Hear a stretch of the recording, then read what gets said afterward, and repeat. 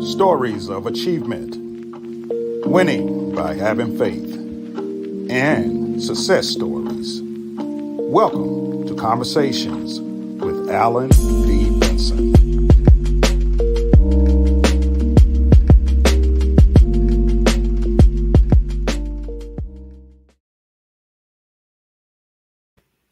Welcome, everybody, to Conversation with Alan Benson, and welcome to my Facebook, Twitter, and YouTube family and friends. Today, we're going to have a conversation on the Black church and navigating through today's America. Now, as part of this conversation, I have a very special guest, Elder Garry M. Spotts. Now, Elder Spotts, he is a native of Louisville, Kentucky, and he was compelled to the ministry in 1975. He preached his initial sermon on March 28th, 1976, under the pastorage, as well as mentorship, Elder H. Donald Cockerham, now the pastor emeritus of the Zion Missionary Baptist Church in Louisville, Kentucky. Elder Spotts, he is an alum of the School of Journalism at the University of Kentucky. He also has his Master of Divinity degree from the Southern Baptist Theological Seminary. He is an ordained minister, ordained in 1989. And I can say that Elder Spotts, he is a man of God, a dedicated member of Alpha Phi Alpha fraternity, a business owner, an author, and one that I can call a friend and my brother. So what I have to say is, what's up, Elder Spotts? What's going on, my brother? It's you, brother. How you doing, man? Good. Hey, I'm doing great. It's a blessing to be here this evening to talk about the Black church. And hey, thanks for being available. So just starting off. Thank you for the opportunity, man. Thanks. Okay, well, thank you. I started by calling you Elder Spotts, and could you just explain your role in the church and the difference between elder and bishop and pastors within the church? I'd be absolutely delighted to. So I've been in ministry for a very long, 46 years, really, actually. For most of my career in ministry, and I do call it a career because it wasn't a job, it still isn't a job, it's what I was called to. I was called Reverend, and that's okay. It's a tradition within our churches to be referred to as Reverend. Maybe about 15, 16 years ago, as I started really thinking about it and understanding scripture in this area, I concluded that the actual correct title for a person who does what I do, I've been a former pastor, served churches in a variety of capacities, is actually the title elder, because in the scriptures it says, holy and reverend is our God. But that is an ascription to a person's character and worth and value. And it says that you should be revered, but the Bible says only God should be revered. And so the scripture actually has various titles for people who fulfill the function in the church that I do. And that is bishop, elder, overseer. Peter actually refers to himself as an apostle and an elder in the church. Paul teaches and admonishes his son Timothy to appoint elders as he travels in all of the churches. And so the role of elder, or the title elder, is a biblical title that refers to a person who serves in a leadership capacity in the Church of Jesus Christ. The title Reverend is a title that suggests the holiness and the revered status of a person. And I am to be respected, but not revered. Okay, I understand. Hey, you wear many hats, and you definitely have been a person that has blazed the trail. And I see that you are an author, and particularly children's books. Could you please expand on why children's book? Yeah. Without going into the long story, it's very simply. I love to write. I love words. What my clients refer to me as a wordsmith. but I write children's books, especially Black children's books. All of my characters are Black or they're animals. But I write children's books for a very specific reason, because our children need to see positive, empowered, impactful representations of themselves in stories that that that really speak to the importance, value, the uniqueness of who we are as a people. I'll never forget Mm-hmm. one of my books. I've written actually a total of 6 books, 3 children's books, 2 books of poetry, and a book on the Holy Spirit. And I was reading one of my books to my oldest grandson, who is 9 years old at the time, but he was probably about 7 at the time. And we were sitting on the couch, and he was staying with me for the summer. And I was reading my book, and he paused and he said, "Granddaddy, are all the characters in your book Black?" I said, "Yeah, every one of them." And man, the smile that creased his face at the acknowledgement that he sees his face in that book was Mm-hmm. all I ever needed. There's another reason why I write Black characters, Black children characters in Black children's books. Because I was actually talking to a friend who happened to be of the Caucasian persuasion. I'll say friend loosely. I'll say it that way. Okay. Yeah, especially after what his response to this. My wife had told him, as we were at this big gathering of family and friends, that I had just written a book and published a book. And he asked, Mm-hmm. "Oh wow, man, what's it about?" It's a children's book, and so I began to explain it to him, and his face visibly changed. And I said to myself, "What's the problem?" And I said, "Because I figure you got grandkids, you ought to buy my book for your grandkids." He didn't say anything, but then I understood what that was all about, because I said to him, "Well, let me ask you a question. If I bought my child a book about um, Snow White, would you object to that?" No. If I bought my book about a book about Little Red Robin, what's the little red? What's the girl's Robin name? Hood. It's not. It's not Robin Hood. Robin Hood was the guy with the arrows. Yeah, no, Little Red. Yeah, it's been a long time. Yeah, I said, but you wouldn't. I said, but now all of my characters are Black, and there's something wrong with that.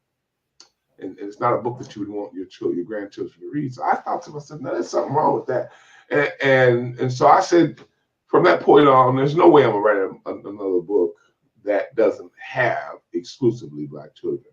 There are statistics that show that there's so few books being written by Black authors for Black children that Mm-hmm. we have to do this. It's it's Yeah. it's a it's a mandate. Oh, I totally agree. I totally agree with you. And as you know, I recently came out with my book, Stand Up, A Message to the Yes, Black Man, excellent a book. message of hope and a call to action. Thank you. Thank you. It's about uplifting, recognizing, and holding accountable our brothers. So just moving on. And I'd like to welcome everybody again that's on Facebook, Twitter, as well as YouTube. Please like and share. Please like and share. So just moving on. And thank you for giving your explanation. And it was very impactful. You've been in the ministry for several years, since 75. Yes. I'm sure you've seen a lot.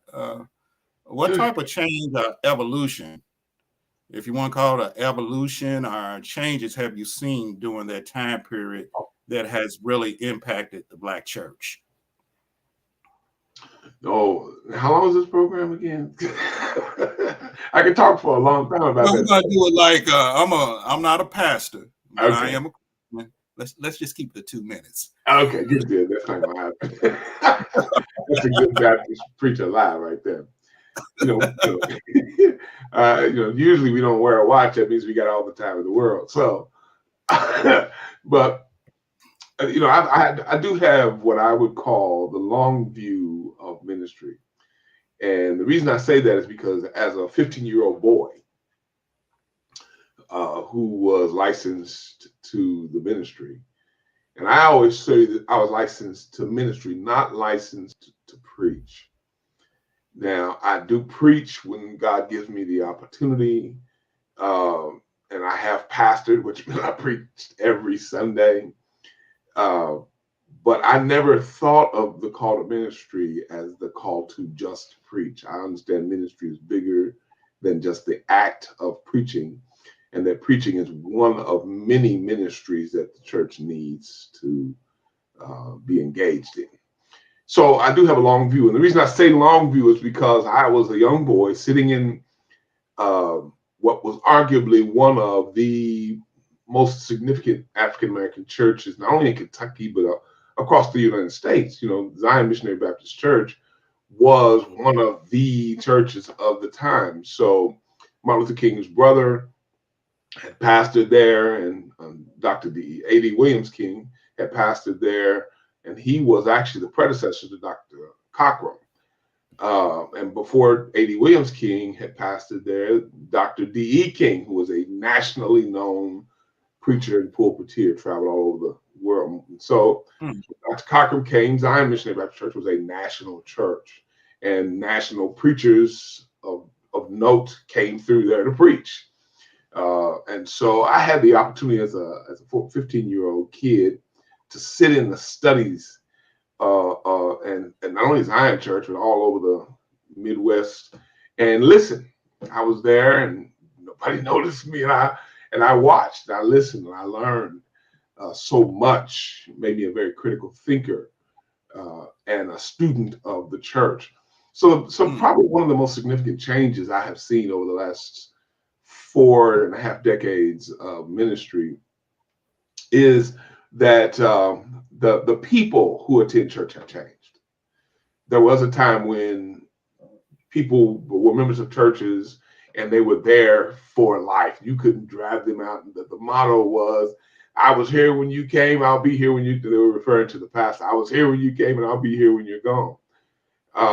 But nowadays, people have become far more transient in terms of their relationship with their church.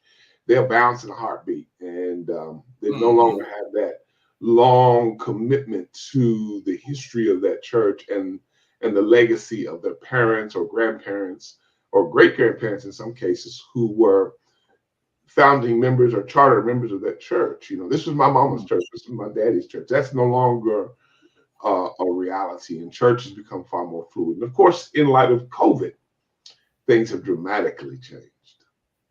Oh, exactly. I agree. So let's get into the core of our conversation, the Black church, and really navigating through today's America.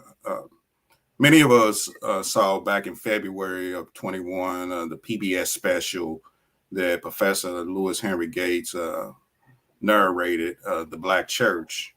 And it was very impactful to me just to see the history, but no but to it. But the reality is the Black church is connected to every fabric of the Black community, whether socially, politically, economically, and I would just even say historically, many of our musicians that were singing, they came up out of the Black church. It's true. So, and looking at his PBS special, they had some follow-up conversations, and Professor Gates, he made the comment that his concern was that he feels that we as Black Americans truly do not recognize the history or the impact of the Black church. And, furthermore, Oprah Winfrey, she made a comment that she said, without the Black church, where would we as Black people be? In trouble. Do you agree with that assessment that we do not understand in 2022, that we really don't understand or really respect or cherish the history of the Black church, as well as, I would say, even the present day influence that the Black church has? Let me say it this way. Yeah, the answer to your question is yes, yes, and no. And the reason I answer it that way is that first of all, African people, Black people, however you want to refer to yourself, I consider myself a member of the African diaspora who happens to have resided in America. In fact, we have our lineage through our enslavement, because I never refer to my ancestors as slaves. I refer to them as the enslaved. We have our lineage. In fact, it was at one time posted in a building on the University of Kentucky campus that showed my whole family line all the way back into years of enslavement. But we are a spiritual people. That's why I'm getting at, period. And so when we have always been spiritual, we came to this continent in chains, and we came with a spiritual mindset. So I think part and parcel of who we are as a people is our connection to the creation and the creator. That naturally became part of our expression here in the United States as people who believe in the God of creation as revealed in the Bible, Jesus Christ and the Holy Spirit. And certainly the church has figured so prominently in virtually any and every aspect of our lives from the very beginning. Even while we were enslaved, the church was the place where liberation began to be fostered. The idea, the thought of liberation was fostered in the church, and it was embodied in spirituals that were sung, that became song messages that alerted the enslaved brothers and sisters what they were about to do in terms of seeking their freedom. So the history of the church and faith as it relates to our struggle and journey in this country is without question important, critical, and central to our success as a people. So I'll say that's part of what I'll say. So that's the yes. And then yes, historically, the church has been the place out of which virtually every movement, both educational, colleges and universities were formed out of churches, organizations that support people in the community. When our children were not properly educated in the school systems, we had our churches that became those centers of education for our young people, typically through Bible study and BYPU and Story Hour and all those things that we all were involved in as young people. I happened to preach this morning at the ministers and deacons meeting, and I was talking about my mom, who's 93 years old, about to be 94 in July. And I said, that she struggled to and made sure that we knew who Jesus Christ was and connected us to the church. And I said, this is not original to me. I said, but I came through a drug problem as a young man, and it was that she drugged me to church. She drugged me to Bible study. She drugged me to BYPU and Vacation Bible School. I was drugged all through the church. So the church has always been significant. Now the no is so yes, and no. The no is that the problem today is not that the church isn't significant, has not been significant. It's just that we have not, as the church, and this has been an argument of mine, a lot of my colleagues across the United States disagree with me on this, but I always ask the question, has the church left the people, or have the people left the church? And so part of the challenge today is that the church no longer fulfills the role that it once played in the lives of Black people. It used to be the dance hall. It used to be the place where young people went to have fun, and seniors went to have social events and things of that sort. And the church is no longer that. And part and parcel because of desegregation. I refuse to use the term integration because we have never been integrated into this society. But we have legally been desegregated, and we now can go to places and do things. Mm-hmm. Yeah. So the church is significant, but the church has, in some ways, lost its way, and that is reflected not only in the society that we live in. It's reflected in the young people. It's reflected in the value systems that we see being played out on the streets with murder and just rampant. Just foolishness everywhere you go. But part of that is, not all of it, but part of that's got to be laid at the feet of the church. Mm-hmm. Okay. Thank you. A lot of changes have occurred, and you mentioned earlier about the pandemic. Um, what has the pandemic? How has that affected the church, both positively and negatively? Uh, I think what it has done for the church is really simply has applied pressure on the church in some ways that it did not anticipate being uh, experiencing, and therefore has made the church pivot very quickly in some cases and very slow in some others. And in Mhm. fact, I would suggest very slowly in most cases, trying to make sure that it maintains uh, its level of participation amongst members through alternate means by the virtue of things like this, right? These visual, virtual experiences. So it has had that impact on the church. Now, in many cases, I don't even have to suggest this. I know this, even though it's anecdotal because these are things people have told me, pastors across the country. Many of them have found brand new congregations online, people who are outside of their city, who now Mm. have become aware of them and now become actively engaged with that church, even if it's just virtually. In fact, I was actually participated at a 25th year anniversary celebration of one of my best friends, Pastor Lance West and his wife Octavia this past weekend.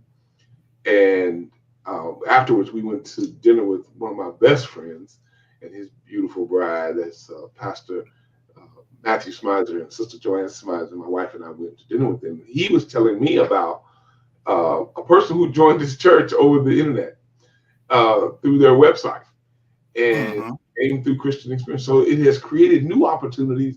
In fact, I had lunch today with Dr. Cockram and another friend of mine, Pastor Linnell McDaniel.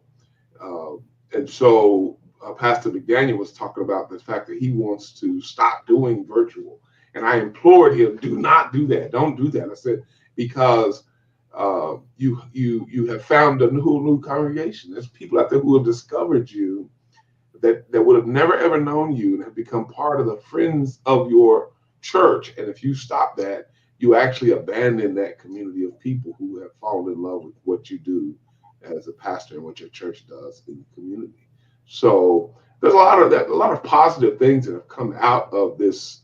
Now, Good one of the Lord. challenges, of course, many churches have gone by the wayside, just could not sustain themselves and weather the storm of COVID, and they're no longer here. Yes, yes, yeah, true.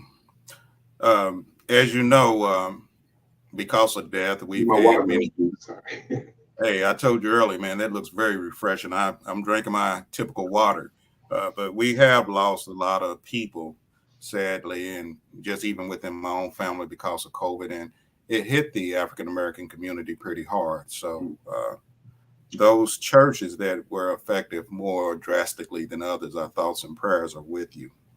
So just shifting gears a little bit, we know that the driving force behind the civil rights movement was through the Black church. Many people, including Reverend Dr. Martin Luther King, they spearheaded a lot of efforts to stop some of the atrocities that were occurring within this society. Now, some churches they are still fighting for different causes, or what you would call civil rights. Do you think that the Black church has lost its way, or have we as a people become relaxed in Hmm. terms of civil rights? Let me if you don't mind, expand the question because Sure. Yeah.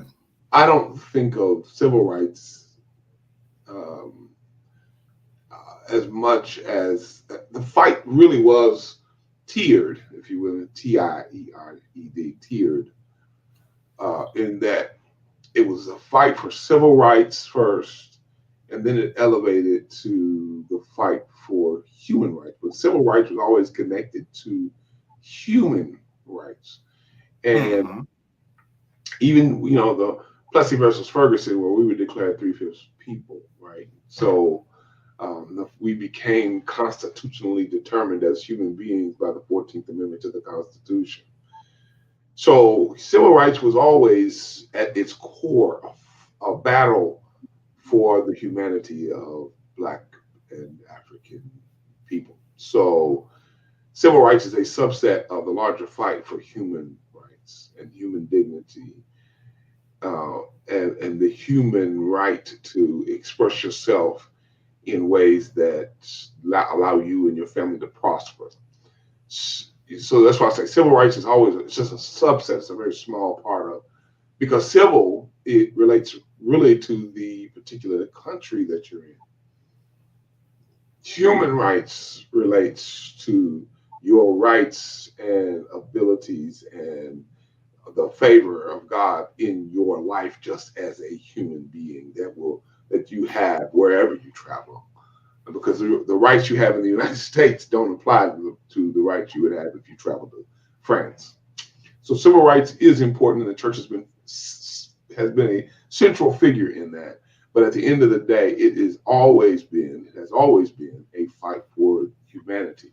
If you remember in the 60s, during what we refer to as the civil rights period, men and women, Black men and Black women, carried signs, and the sign read, "I am a man."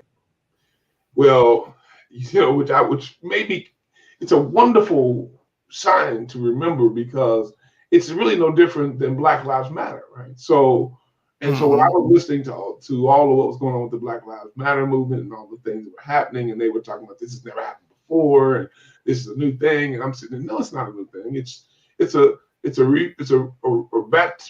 baptism of something that was done 40, 50, 60 years ago. And I applaud what they did with the Black Lives Matter movement, but they didn't really do anything different or more significant than what was done by those who were walking around with the placards that says, "I am a man," because we've always been fighting for our humanity, and civil rights being a subset of that. So the church has always had a significant role in that. Have we lost our way? In some ways we have, and partly, again, I declare that's part of the problem with what we call desegregation and not integration.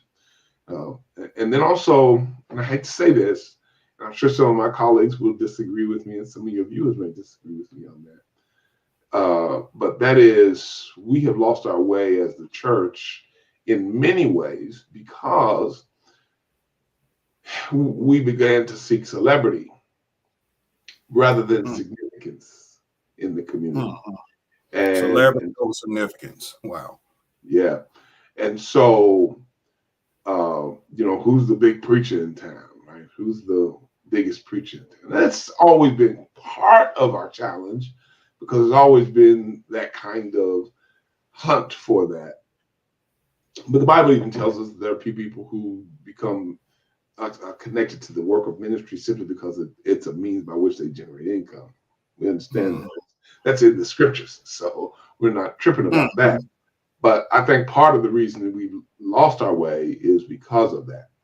But there's a lot of other things. There's been a big brain drain from the church. A lot of the workers and the disenfranchisement of young people, the disillusionment of young people or younger people within the church, and the church's inability or unwillingness. I would say it's a little bit of both, inability and unwillingness to make sure that we continue to do work in ministry that relates, not relevant, it's always relevant, but that relates to the unique struggles of young people as they perceive them to be, because their struggles are no different than ours. I mean, I'm a 61-year-old man about to be 62, but so their struggle isn't any different from the struggles that we've always had, but they perceive it to be different for some reason. And like all generations, nobody suffered like we have. Well, shut up. That's not true. Well, my parents used to say it's nothing new under the sun. Nothing new under the sun. Yeah, exactly. So what would you say are some of the significant challenges of the church? Well,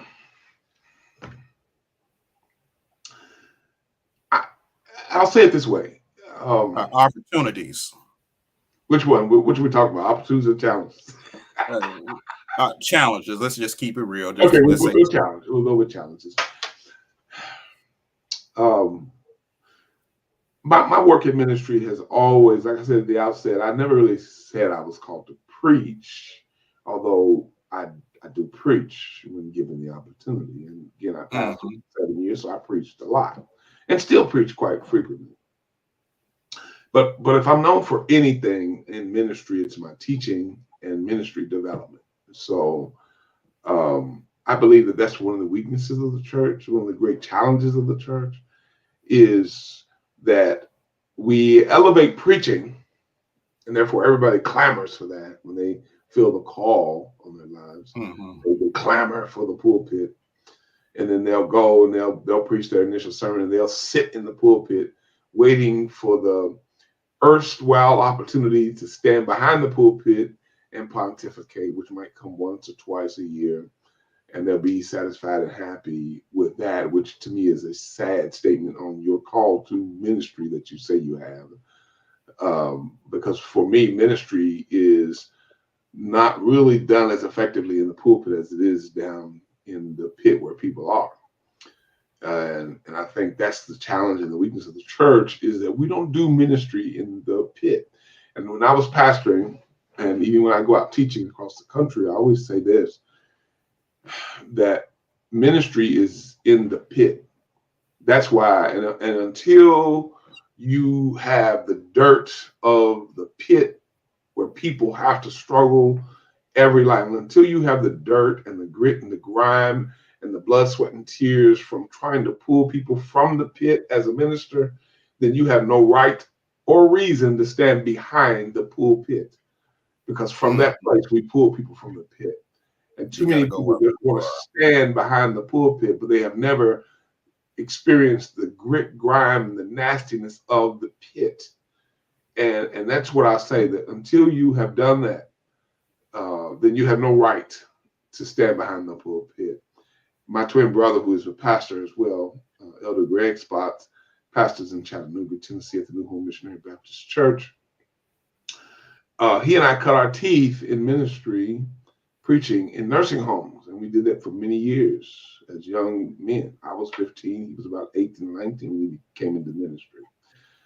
And until you've kissed the cheek of a person who is salivating and can't control their movements, or held the hand of someone who's dying and then console the family, don't come to me and talk about you in ministry until you've had that experience. Yeah. Until you had to literally go into a nursing home, as I have, and put a person on the commode, and because the people at the nursing home weren't taking care of that need, and then have to get them up and take care of what happened while they were in there. Until you're willing to do that, shut up. You're not in ministry. So that's, to me, people want to be preachers, and you don't have the right to preach until you've been in the pulpit, in the pit. Excuse me. Okay, that's a challenge. I think. And you're saying the pit, just to clarify, you're talking about out there where the people are, basically. Where the people are. I mean, where are people? People are struggling every day. In fact, I had a meeting with a pastor yesterday, and we were meeting to talk about work that we need to do in the area of voting and registration and voter education. But when we sat down, I got there to the restaurant where we were meeting, and we sat down and we started talking. I looked at this brother, excuse me, and I could see that he was troubled about something. And I said, hey, man, before we get started, how are you doing? Well, that led to about an hour and 15-minute conversation about something he was struggling with. And because I'm a minister before I'm a preacher, I'm trying to minister to him there and to pull him out of that pit that he was in. And we spent about 10 minutes on what we were there to talk about, about an hour and 15 minutes on what was wrong and he was struggling with at that moment. And when we left, he confessed that he felt better because I did everything I could in that moment. I pivoted from our original topic to deal with the most important thing, which was where he was at that moment in the pit. Okay. Well, I clearly understand what you're saying, brother. So I think this is an excellent segue, and in that I would still say that a number or the majority of our churches, black churches, are still in urban communities. Would you agree with that? Absolutely. Absolutely. Oh, and we know what's happening right now. A lot of black on black crime, as well as a lot of economic, I would say, degradation. What can the church do in terms of combating as well as reaching those that and changing the communities that's really being affected by this black on black crime? I know brothers, ministers have done so. I remember hearing on, I think it was Tom Joyner morning show some years ago, this minister in Chicago, he was protesting that and getting his congregation involved and so forth. And I know there's pockets of ministers really working to combat that. But what can we do as a community to really stop all this? And I'm not saying it's totally dependent upon the black church, more so of a collaborative effort in changing this. But in your opinion, what can the church do, or more black churches do, to really combat black on black crime? Now, let me say this. I'm a wordsmith, and words matter, and words mean Yes. something. And so I would never refer to the problem of crime in our community as black on black crime. Okay. I The reason respect that. I would never refer to it that way as crime is just crime, because black people commit crimes against black people. We know that crime is typically a crime of opportunity, which means crimes are going to be committed against those who are, close in proximity to you. So there's Hispanic on Hispanic crime, white on white crime, black on black crime, Asian on Asian crime, and so for us to use the phrase black on black crime, it actually criminalizes blackness as if there is no white on white crime or Asian on Asian crime or Hispanic on Hispanic, Latinx on Latinx crime. So I would never personally, and again, I'm not pushing back against your use of the phrase. I'm saying why I would never say that. But in light of that, there is crime being committed by black folk against other black folk.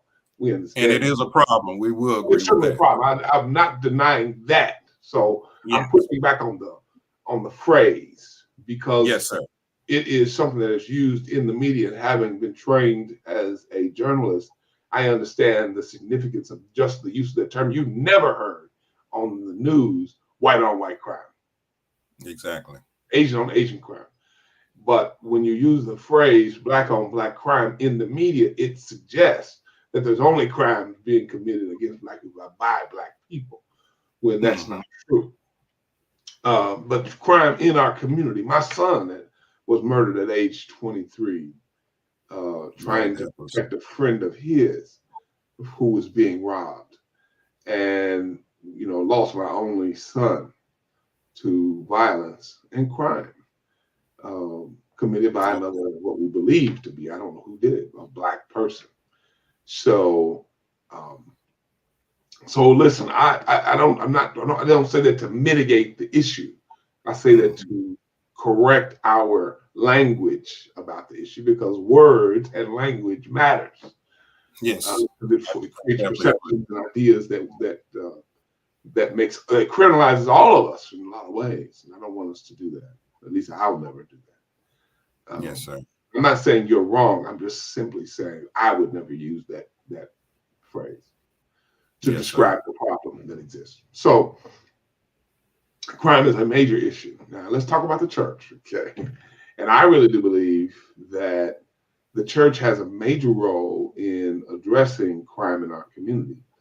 And it begins with our willingness to return to some of the values that we had in the past. And that was, of course, the value of making sure that everybody within our community had a safe space, and that we taught values. Excuse me. That we taught values. I think the church has abdicated its responsibility to help families raise their children. You've always heard it takes a village, right? Excuse me. Some of the pulp from my watermelon is in my throat. So, Okay. uh, so I think the church has a big responsibility in working to mitigate crime. Mm-hmm. You'll never eliminate crime. People commit crime Mm-hmm. for a lot of reasons. We'll never be free of it any more than the white community, Hispanic, or Asian community will be free of crime. Yes. But we can do things to lessen it, mitigate it. Number one is know your neighbors. Convert your community to an ownership community instead of a rental community. And the church can have an important role in that. Forming a nonprofit or a CDC and literally purchasing homes in your community, rehabbing them, and then putting people in those homes through educational programs that will prepare those people to be real homeowners. By transforming your community, you can transform, through home ownership and various other things, you can transform the nature of your community and mitigate and lessen the impact and the occurrence of crime in your community. Yes. So that's one of the things. I think the church has a big role, a significant role in that. But and now I would also say that we, in a lot of ways, we don't educate and train and teach like the church used to. Mothers and fathers. I'm just going to get real. I remember a friend of mine, Dr. Futrell, Rodney Futrell, down in Memphis, Tennessee. Not a pastor, but a devout Christian man who runs the Young Man University. He was speaking at a church, and he had the gall and the audacity to say to the whole congregation, I want everybody in here, and they had young people in there as well. He said, I want everybody in here who had sex before you were married to please stand. And of course, half or more of the congregation stood up. And he turned to the young people and said, see, they're not really who you think they are. They're saved people, but they have history and they've done stuff. So don't trip about that. We're all messed up in here. We're all broken folk in here. And so we all need a place where we can be fixed and find peace and power and strength. And so I thought that was awesome, man.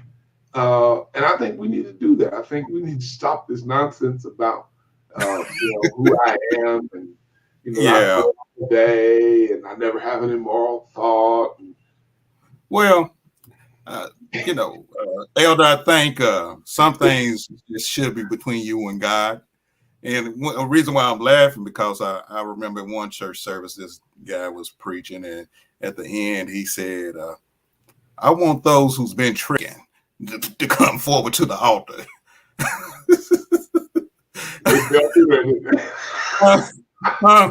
They fell all up in there, didn't they? He said, "How many of y'all been tricking?" I don't think he was talking about Lucky Charms. No, but nonetheless, I think it grabbed the. May I check this? While I was pastor, I used to tell my congregation, my members, that I'll carry my sin right here. Mm-hmm. I carry it right in front of me. I said, the reason why I do that, and they would say, Elder, please stop telling us that. Please stop telling us that. I'm like, no, I refuse to stop telling you that because I need you to know that the gospel, the ministry, and the message that I preach, that I do before you, I need it as much, if not more, than you do. That's number one. Yes. And number two, I have to look at my mess.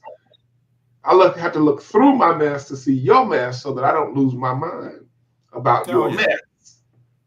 Well, we're all broken. None of us are without sin. And I think I know this life is a journey.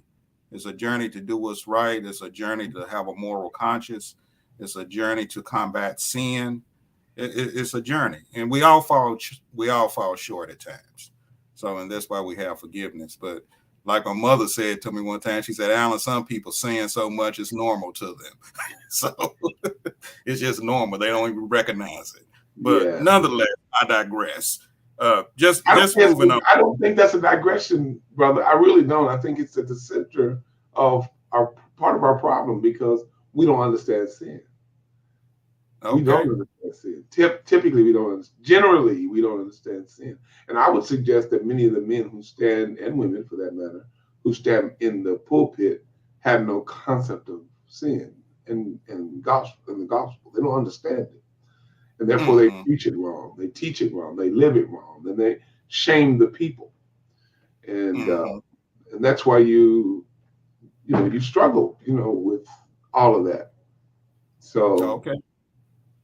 Uh, maybe at some point we have a theological discussion about sin and grace at some point. you remember the Reverend Leon Lennox Thomas in Which Way Is Up? He says sin and so forth. That's quite comical, but Sin is just sin. moving on. Yes, I So, do. one of my hot topics, and educationally, I have my political science degree and so forth, and I am involved. With some political, I would say, activities and initiatives throughout the community. But one thing we've all have seen is politicians coming to our churches around voting time and so forth. And the Black church definitely has a lot of power in the influence of politicians as well as getting its congregants out. And my belief is yes, there's Democrat, Republican, and independents, but more importantly, there's right and wrong. But with all that said, do you think that as a church, the Black church, do you think that we are not holding our politicians accountable to the level that's needed to change things within the Black community? Because one of the things, like I said, one of my pet peeves is you see them around election time, close to it, come vote, and just even out in the community. And I talk about this in my book. In the community, they have some community event, might have barbecue, drinks, music playing, kissing babies, and so forth. When really, all in all, it's about a continuous relationship with the people. And if you're representing the people, you should represent them accordingly. So, given the power and influence that our churches have, do you think we need to step up our game in holding these politicians accountable? Let me take you to the Bible real quick, just for the sake of this conversation around this particular issue and topic. Hmm. when Israel in the Old Testament was becoming a nation under Samuel, if you remember, when the people asked for a king and came to Samuel, we want a king, and Samuel was upset because he thought that they were rejecting his leadership as a judge. He took it back to God and told him, and God said to Samuel, "Go back and tell them what I'm about to say." He said, "Tell them that if you want a king, I'll give you one, but understand what that king is going to do. He's going to take your land. He's going to take your girls and use them as slave girls or servants in his house. He's going to send your children and sons off to war. He's going to tax you. He gave him a whole litany of things that this king was going to do. And if they still want a king, then give them a king." Well, for some reason, Samuel thought that they were rejecting him as a leader. But in fact, God said, "They're not rejecting you, Samuel. They're rejecting me as their king." And so what God did was he gave them a king, but he didn't give them a king without a prophet. So the rise of prophecy in the Bible was a parallel to the rise of the monarchy in the Bible. And in fact, prophecy began to die when the monarchy died. So in the Bible. So if you look at it, the work of the government, the king, the administrator, supposedly the king, in fact, in the Hebrew, the Harosh is the head, but it was also translated the prince or the captain because God is always the king. And the king, the quote unquote king, although the Hebrew word for melech is king, and it was used in reference to, but there was also another word, harosh, which meant the head, if you will. Ha, the rosh is the word head. So the king was the Harosh, and later became the Melech. But God was always the king, and the king was the prince. But the prophet was the conscience and the voice of God to the leadership. So the reason I say that in context is that part of the challenge is that we do not speak as prophetically to the political structures and powers and people who come into our communities to pimp our vote, so to speak, like we should. Mm-hmm. And so because there's a historical and biblical precedent for making sure that we speak prophetically to those powers and speak truth to power where truth needs to be spoken without fear of retribution. And so, yes, I think that's part of our challenge.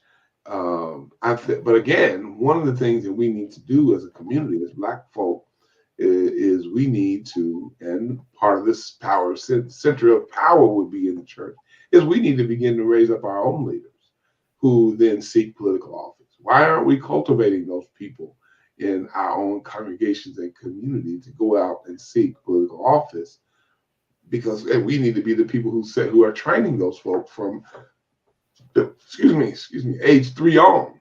And so that to me, and again, you have to always have the long strategy, right? You can't just play for the short strategy. It's a long strategy. Why Mm-hmm. aren't we raising up leaders like we should? You know, the days long gone when all you could be was a preacher or a teacher in our community. You can be virtually anything that you are willing to do the work to achieve. And the church Mm-hmm. needs to commit to support those people who want to achieve those things. And if the church supports them, I believe that many of them will support the church. Okay. Yeah, I agree. And really nurturing and cultivating from within the church, I think that will be a powerful and impactful move so that Mhm. the people, when they get into positions, they are representing the consciousness of the church and the That's correct. people. Yeah, absolutely. Okay.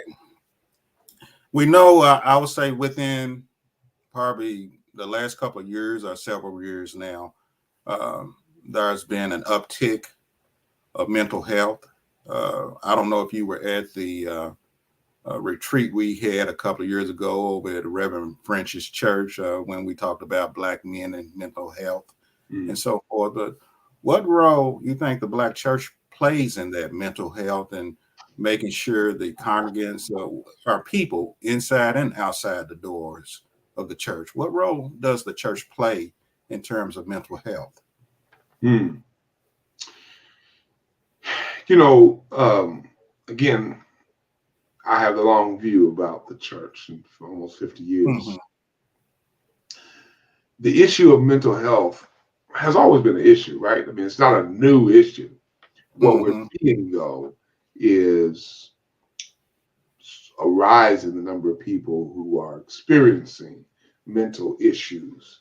Um, I had a young man who was a student at EKU who my daughter knew. They weren't dating, they were just friends. He lived in Louisville, and I met him, and he expressed an interest in becoming an alpha, and we developed a friendship.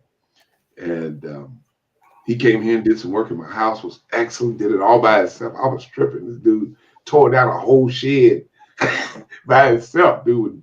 I'm like, man, you a bad boy. So, and he later hung himself. And I think about that because, you know, I was in his life, but I wasn't as deep in his life as I probably should have been to have found his area of pain and weakness to try to shepherd him through that. So I do have some personal remorse about that. So, but you know, mental illness has always been an issue and a problem within not just the church but our community, and we do have a major role in addressing it. But here's part of the challenge too. I don't think that we are. You know, most of the time, people who have mental illness, it was not talked about, right? It was kept within the family, and we're not going to discuss that. We don't put our business in the street and all that type of stuff. And Families, in many instances, not in all, of course, but in many instances, cared for that individual within the universe of the family, and it never spilled over into the larger community or the church. And even people in that community, we were tight knit, and we knew that little Bobby down the street didn't have, everything going for him, and we watched out for him, right, as a community, because we were all that. But we are no longer that community, right? So Mm-hmm. as soon as people got a little education, a little money, they run the heck up out of the Black community.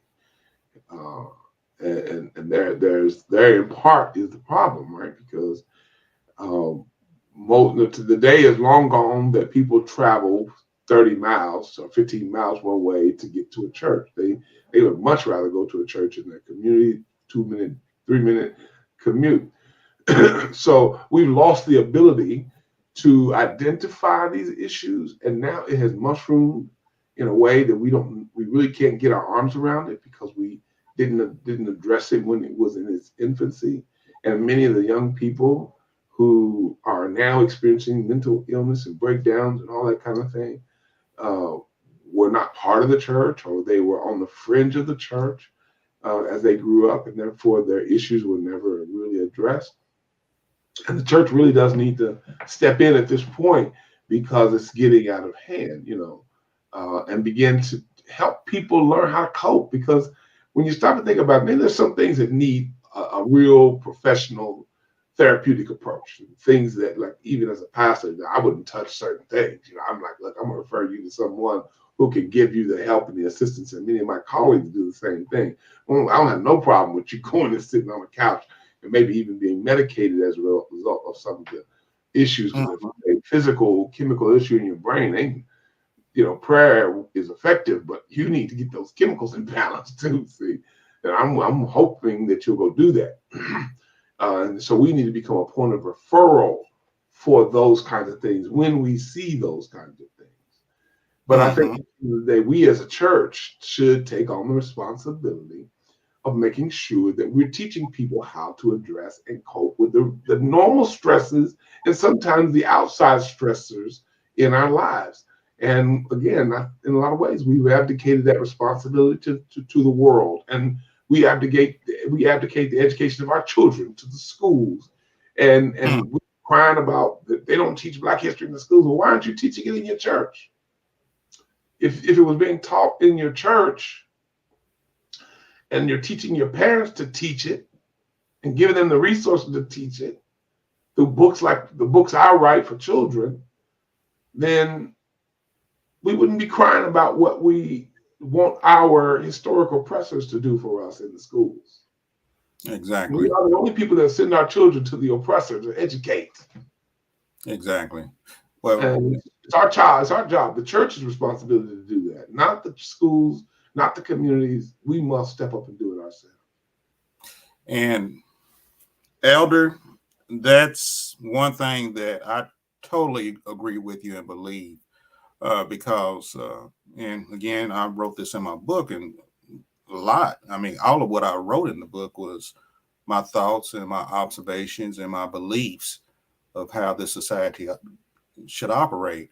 But one thing I do believe is that racism probably won't stop by the time I'm gone to heaven.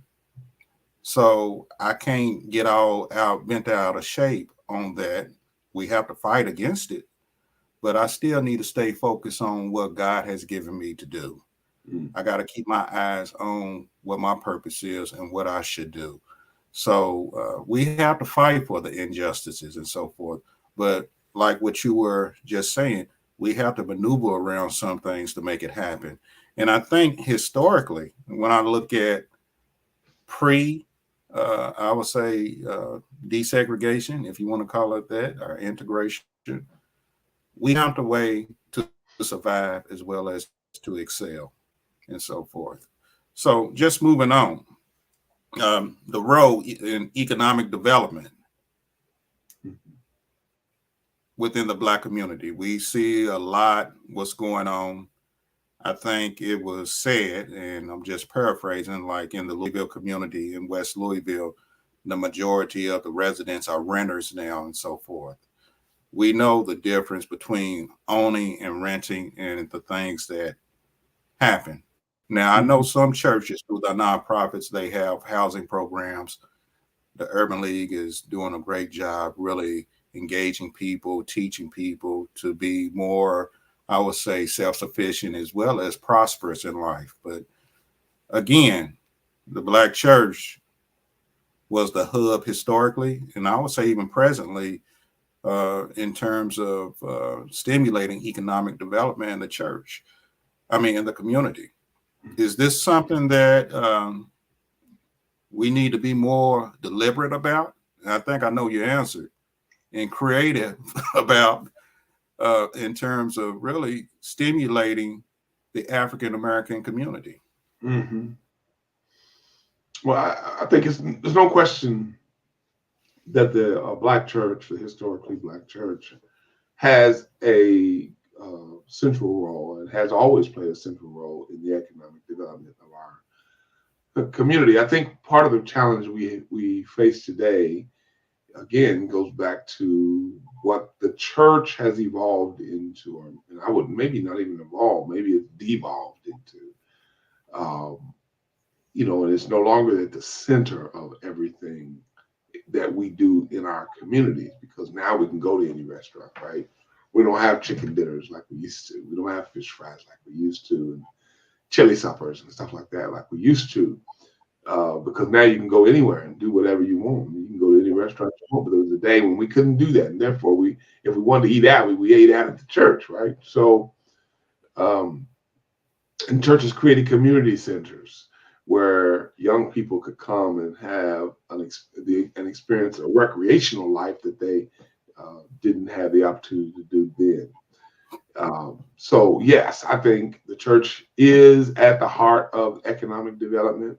I do not think that we do anywhere near enough to do what we need to do. One of the things I'm very, very proud of with the General Association of Baptists in Kentucky, which is the association, the state association of Black Baptist churches, is that we have formed a partnership with Park Community Credit Union in the formation of a financial arm that deals with the financial needs of our constituents and the larger community, which is called Orowa Financial, Orowa, Orowa, Orowa Financial.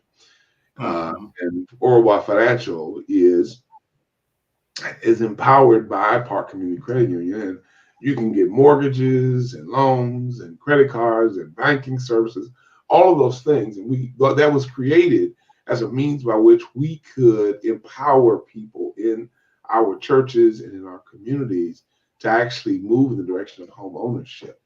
And so that has been a relatively successful. We're going to be much more successful in the weeks, months, and years to come. We've only been engaged in this for just over a year, and we've had some real success with Orowa Financial.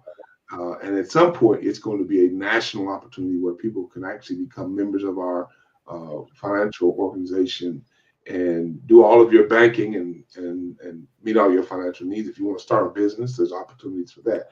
So that's one of the ways in which we're doing that. And there was a time when Black churches would open up their own credit unions in their churches as a way to support the needs of their constituents. And Mhm. we've stopped doing that.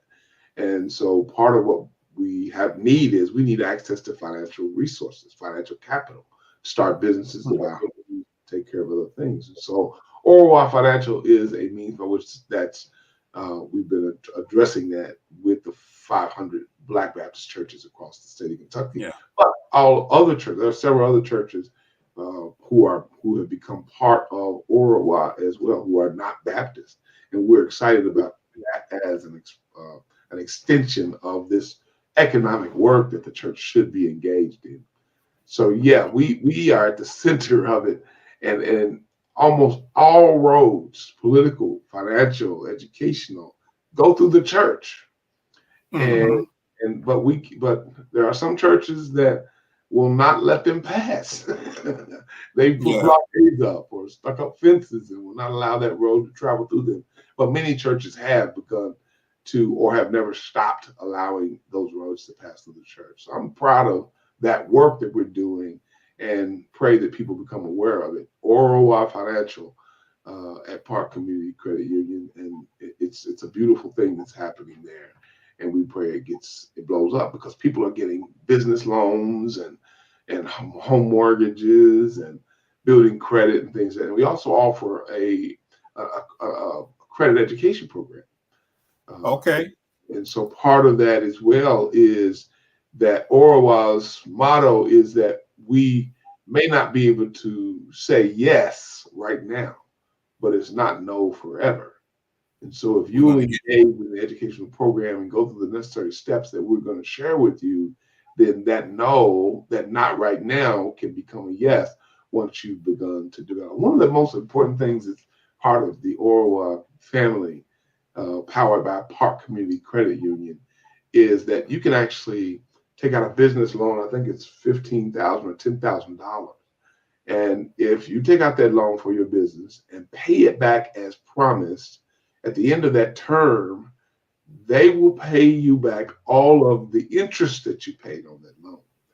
And that is a oh powerful wow. way in which we can empower African American entrepreneurship and business ownership in our community. There's so many other resources like that's important to what we're doing. Let me also reference something else you didn't make mention of that I want to make mention of. I am the editor in chief of the American Baptist News. Now, that was not in my bio, and I apologize for that. That's why you didn't make reference to it. So it's really on me that you didn't say that, but it's important. I want to make mention of it because the American Baptist News is the oldest, longest, continually published African American periodical in the United States, and it was Oh founded in wow. 1879 uh, by recently freed enslaved Black people out of the General Association, which was actually formed by recently freed enslaved Black people in 1865. So we are in the 157th year of the General Association of Black Baptists, and we formed it. I wasn't here, but the General Association of Black Baptists, when it was formed three different initiatives. One was an educational arm, which is now Simmons College of Kentucky, which is the newest HBCU in the United States. It was initially created by the Black Baptists of Kentucky. And then the second thing we created was the American Baptist News, which I said already was, at the time, it was a newspaper, the longest continuously published periodical in the United States, the Black periodical in the United States. And then the third was the State Mission Board, which addresses the needs and issues of our constituent churches across the state. So it's important and impactful. The General Association has always been a model for what churches can come together to do to empower everybody. And one of the ways we do that today is not only through the American Baptist, Simmons College of Kentucky, which is just blown up under the leadership of Dr. Kevin Cosby, but also through our partnership with Park Community Credit Union in the formation of ROI Financial. That is powerful, and thanks for bringing that to light. So we're going to be closing shortly, but I have a couple of more questions. Then we'll close. But this has definitely been a very engaging conversation in terms of the Black Good. church, where we're going. And I thank God for you, Elder Spots. Thank you. Uh, Thank you. Same for you. thank you. So, what would you say are the top three movements that you feel that the Black church should take on in today's America? It can be the top one, two, or three. But what's something that's burning that you feel that we need to start doing, or if we're not doing it, or even if we are doing it, we need to do more of it? What are Hmm. those to you? Well, I think we've talked about all of what I would say, and one of which Yeah. is um, the Black church needs to go back and dance with the band that brought it. Um, and then there's an old saying. I've been involved in these interviews with the National Association of Real Estate Brokers, which is a Black old organization that's 75 years old of Black Hmm. people who are involved in real estate as brokers and appraisers. And most people don't know that there was a time when Black people could not become realtors. Most people don't I'm know not that. surprised. Yeah, but and therefore the NARAB, National Association of Real Estate Brokers, was formed, and they took on the title of realtist since they could not be referred to as realtors. Um, and so we've always found ways to circumvent and create opportunities for our people. And I think we are not doing a very good job of that anymore. And I was shocked to find out that I don't know about NARAB and the work that they've done for the last 75 years and the legislation that they've passed or put through and advocated for that's made home ownership more accessible to African Americans. And of course, anytime something happens for us, it benefits all the other communities as well, right? We break the gate down and they flood the wall, they flood the room. So we do the heavy lifting, they come in and enjoy the benefits. So here's what I would say that we need to make sure that we do as a church and do more of and do a better job at. One is educating our people and educating them from the earliest possible time in their lives. And I mean, we need to teach young people how to be parents when they're young people. We're not talking about teaching them how to have sex. What we know is this: they're gonna have sex. Okay, people gonna. It's just. I mean, I'm just a realist. People are Yeah. gonna do the thing, right? And I don't care how much you tell them not to.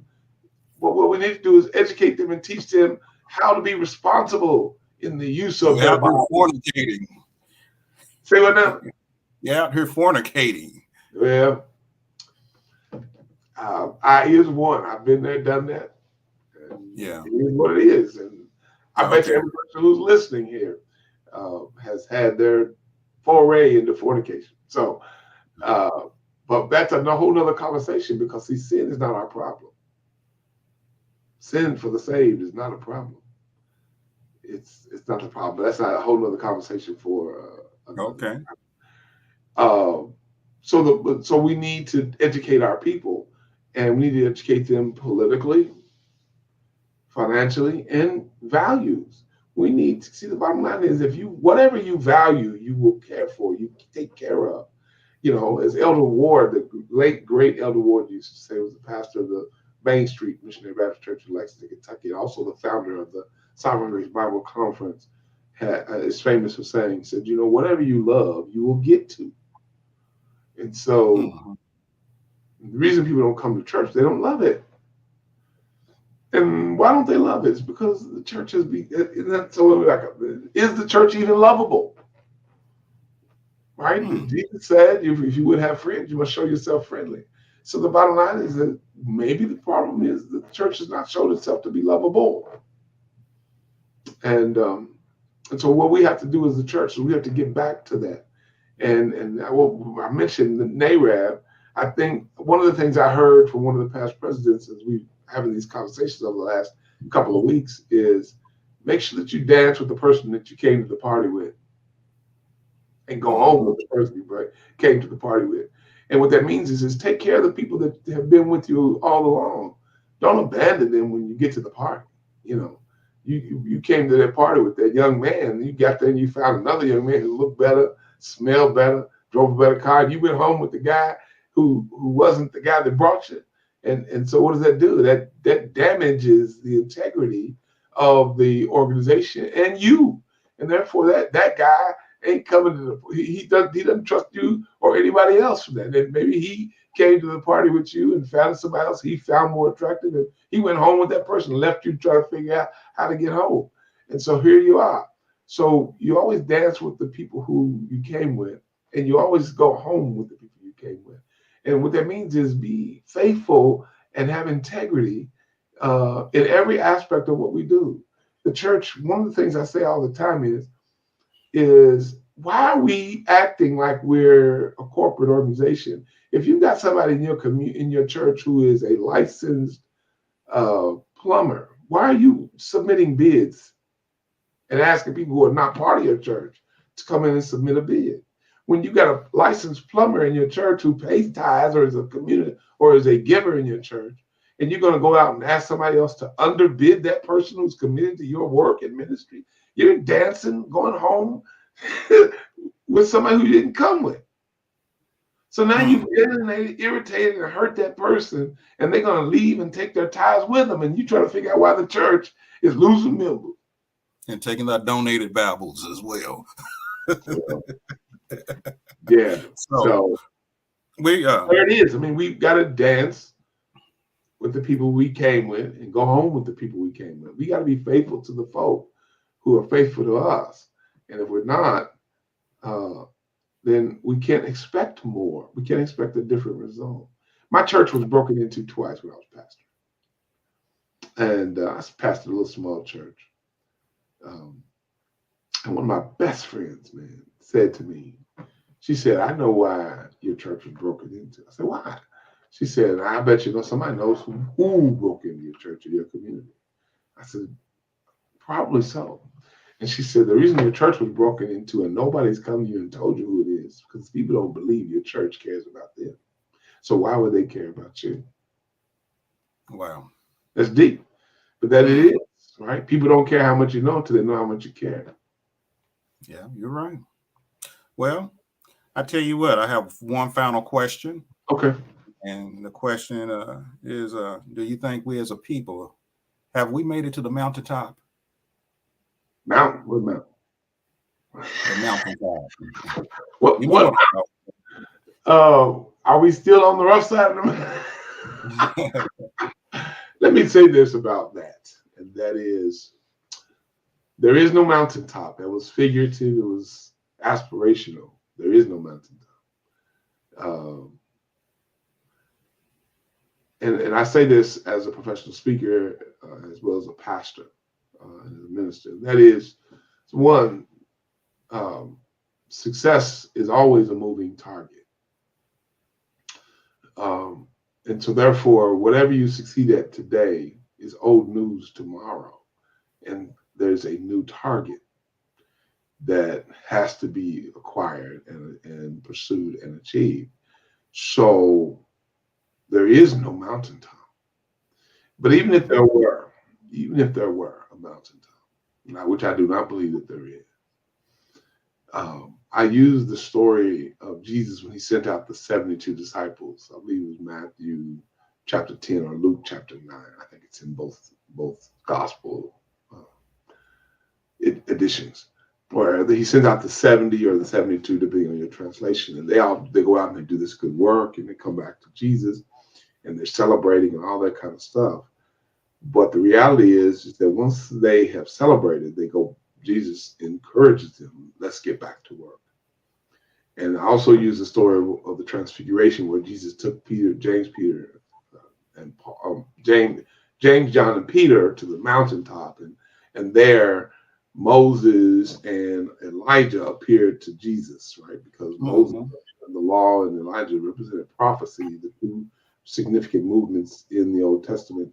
And when Peter gets excited and says, hey, Lord, let's build a tabernacle to you, to Moses, and to Elijah. At that moment, these two men disappear. And then a voice comes from heaven and said, this is my beloved son. Listen to him or hear ye him. Because Jesus is the representation of both the law and the prophecy. He's the fulfillment of both of those things. And so the reason I mention that is that even though they went to the mountain and had a wonderful, glorious experience, they had to come off the mountain and get back in the pit with the people. And so there is no mountain. There's only work and achievement. So you work, you achieve, you celebrate, and you go back to working. And that's our job, because this will never be done. Ever. We will make progress, we will achieve, we can save some lives, we can help some people, we can change the metrics of our community, but that job will never be done. There is no mountain. Thank you, Martin. But it was figurative, it was aspirational, but that mountain does not exist. Because the work still needs to continue. That's right. That's right. Yes, I would agree with you on that. Well, we're about to conclude. Any final comments, Elder? Thank you, thank you, thank you for the opportunity to come on here and have these kinds of penetrating conversations. And I love your book. I'm grateful for all that you're doing as an author and now as a broadcaster and interviewer. You're doing an awesome work, and I want to encourage everybody to support you in every way that they possibly can. Buy your book and then buy a copy and give it away. Um, Talk to your pastors about bringing Alan to come and speak. I really do believe that he's doing an awesome work. He did not ask me to say this. I'm saying this because when you meet brothers who are putting this kind of effort out here, they need to be encouraged and supported because the best is always around the corner. And the only other thing I would say is one of my favorite passages of scripture is from from Ecclesiastes. It says, "Do not try to make straight what God has made crooked." And Mm-hmm. I say that scripture because uh, we that requires you to live by faith because you can't see around corners, only God can. And so if we trust him, set a goal to get where we want to go, but it's got to be a God-sized goal because you can't expect God to be involved in you achieving your goal if it's a small, puny goal that you can achieve on your own. You need to set God-sized goals.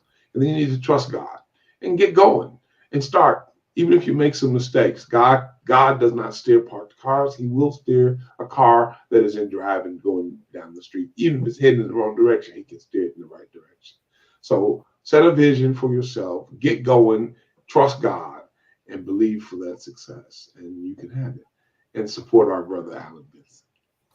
Thank you, Elder Spots. And we're Thank going to you. conclude on that note. I would like to thank you again, and I pray for your covering as well as your protection over you and your family and loved ones. Please tell your brother, Greg, I said hello. Greg was Hallelujah. my supervisor on my first job Okay. that I had back in, I was in high school at the Courier Journal. So it's funny how we are all interconnected and so Yeah. forth. But Wow. you're an inspiration, a Thank dedicated member of Alpha Phi Alpha fraternity, and also a man of God that walks in faith and not by sight. you. Try. I would like to thank everybody for tuning in tonight to Conversations with Alan D. Benson. To learn more about me, you may go to alandbenson.com. And again, thank you. And I pray that you are protected and that God be with you and that He orders your step in every way. Thank you and have a blessed evening. Thank you. Thank you.